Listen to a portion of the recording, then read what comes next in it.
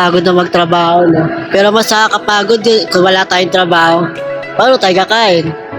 Paano tayo mabubuhay sa mundo?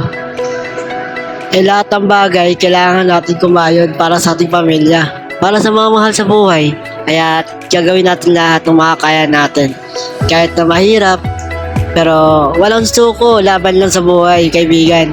Darating tayo dyan. Bibigyan din tayo ng lakas ng Diyos para magbuhay.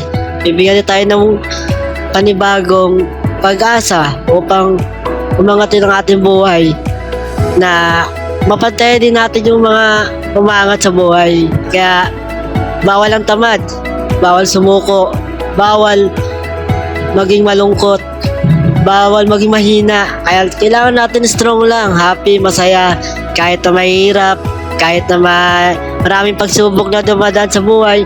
Sige lang, tuloy lang natin yan. Darating na tayo sa oras na kaya na maabot natin yung mga bagay na kailangan natin maabot. Kaya kaibigan, walang sukuan. Basta wala tayong ginagawang mali, wala tayong inapakan tao, tuloy lang natin yung ating mga pangarap sa buhay. Walang susuko. Dito sa social media, wala namang perfecto.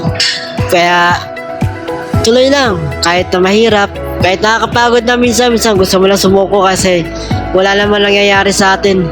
Pero tuloy lang natin yan. Laban lang.